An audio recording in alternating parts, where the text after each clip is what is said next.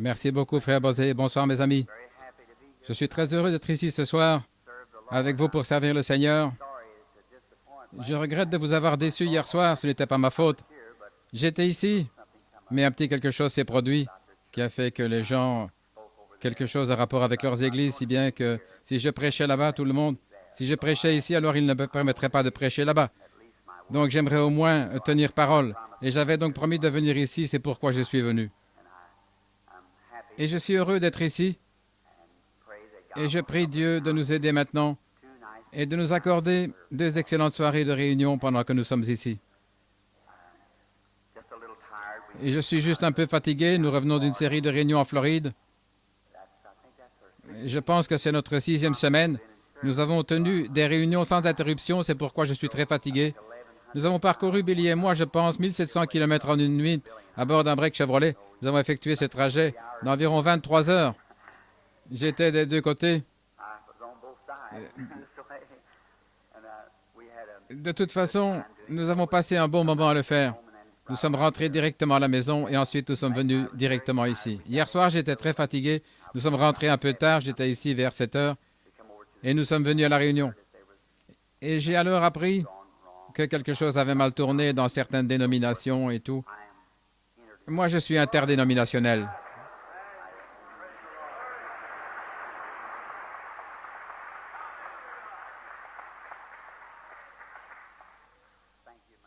Merci beaucoup. Je le dis du fond de mon cœur. Si nous sommes de l'Église interdénominationnelle, nous devons le rester. C'est pour toutes les dénominations, peu importe ce qu'elles sont. On ne peut pas être interdénominationnel et n'être que pour telle ou telle Église. C'est pour tout le monde. Et je crois dans la paternité de Dieu et dans la fraternité des hommes. Et je crois que nous sommes tous des frères et c'est ce que nous devrions être. Et Dieu a ses enfants. Ils sont tous, peut-être que certains d'entre eux sont un peu étranges selon notre croyance ou votre croyance ou la mienne. Mais Dieu accepte ses enfants. C'est pourquoi nous devons les accepter comme nos frères et sœurs, n'est-ce pas? C'est juste. Pour cette église-ci, l'église de Philadelphie, merci, frère Bosé. Quand j'étais en Suède, de toute ma vie, je ne pouvais connaître un meilleur traitement que celui qui m'a été réservé en Suède par les Suédois. Ils ont été très aimables et très gentils envers moi. Et partout où j'ai été, j'ai toujours été bien traité, chez tous les différents peuples. Ainsi, moi, je n'ai donc point de dénomination. Je dis que je suis dans la famille Branham. Voici maintenant plus de 40 ans, et ils ne m'ont jamais demandé d'adhérer à leur famille. Simplement, je suis né à Branham. Et je pense qu'il y en a de même des chrétiens, ne pensez-vous pas? Nous sommes simplement nés des chrétiens. Je n'ai rien contre les églises dénominationnelles. Elles sont ce qu'elles veulent croire. Mais je ne pense pas que nous devrions briser la fraternité. Je crois que nous devrions tous aimer le Seigneur et le servir. Dans ma vie, c'est ce que j'ai essayé de créer autour de moi. Si je ne peux pas éprouver un sentiment d'amour de l'Esprit de Dieu autour de moi, alors il y a quelque chose qui ne va pas. Je ne veux pas être mêlé à quoi que ce soit qui éloignera de moi ce tendre et doux sentiment. J'aimerais que ce sentiment soit toujours là, car c'est par cela que j'aide le peuple de Dieu. Et puis je pense que vous avez déjà été avec des personnes dont vous pouviez à peine supporter la présence. Et peut-être qu'elles maudissent et font des histoires. C'est peut-être des gens bien, mais ils sont tout simplement loin de ce genre d'esprit. Et moi, j'aime le genre qui est amical, gentil, poli, des gens qui se comportent en frères et qui sont aimables. J'aime plutôt ça.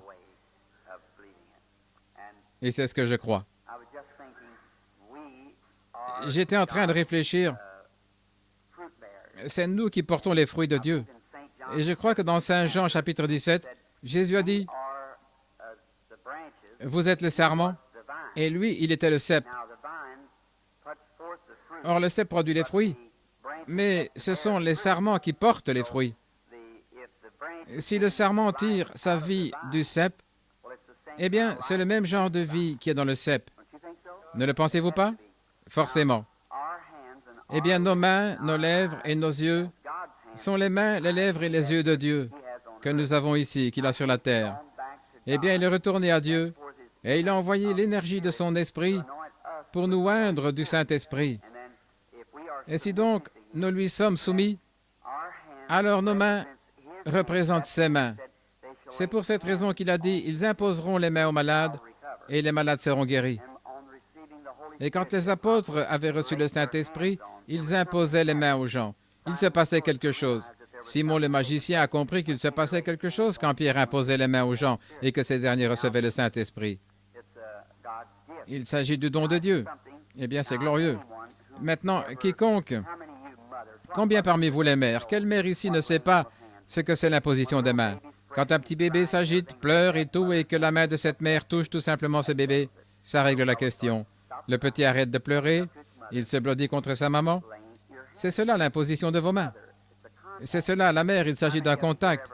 Combien parmi vous ici ont déjà eu affaire à un cheval qui était très nerveux, très turbulent, qu'un homme qui aime les chevaux lui tapote simplement la patte et lui parle juste un instant, et le tapote, qu'il pose sa main sur lui, et bien vite le cheval se calme. Et c'est pareil avec l'imposition des mains aux malades.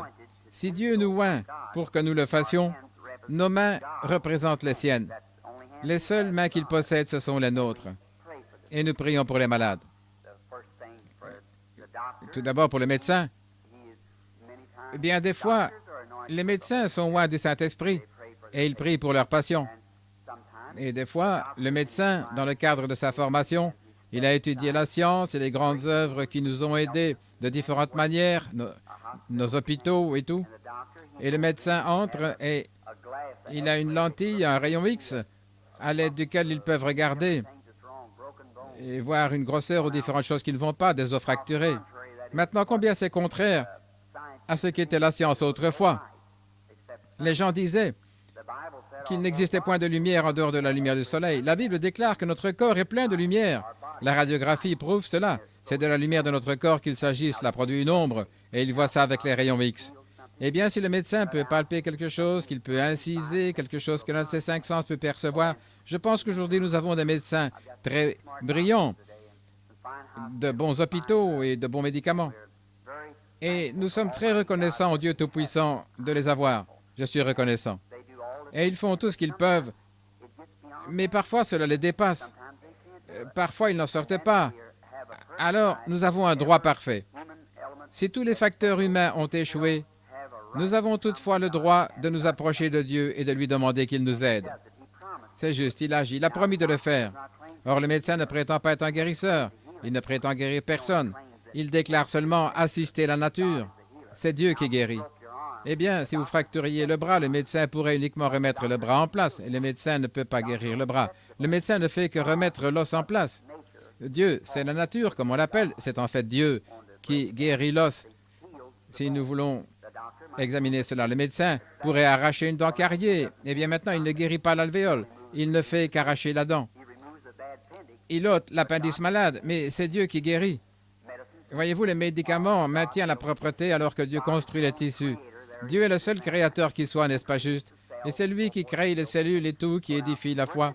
Eh bien, maintenant, ne serait-ce pas une chose merveilleuse si le monde entier, bien entendu, mais si le monde entier pouvait travailler dans l'unité, la fraternité et l'harmonie avec Dieu, la médecine et toutes les différentes églises dénominationnelles et toutes les races et les couleurs des gens, si seulement nous pouvions renverser cette chose et l'ôter de notre esprit et comprendre que nous sommes tous issus d'une seule personne. Oui, c'est juste. Et souvenez-vous, c'est possible qu'un certain frère soit tombé, mais n'empirez pas pour autant sa situation. Aidez-le à se relever, essayez de le ramener dans la communion de Dieu. C'est cela, mes amis chrétiens. Ma vision de ce dont le monde a besoin aujourd'hui, c'est de retourner à Dieu. Et j'ai fait de mon mieux. Et j'ai résolu de continuer à faire tout mon possible pour ramener l'homme à Dieu et pour ramener la fraternité et les sentiments de Christ parmi les gens. Maintenant, étant donné que je parle aux pentecôtistes, le plus grand groupe, mes dernières réunions que je viens de terminer ont été parrainées par les baptistes de la Floride. Nous avons donc tenu des réunions pour toutes les différentes dénominations, pour tout le monde. Et aussi, bien des fois, nous avons trop mis l'accent sur je pense, une certaine chose.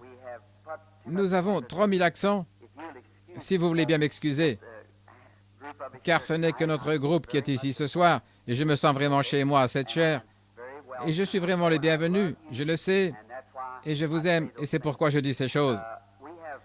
Nous avons mis trop l'accent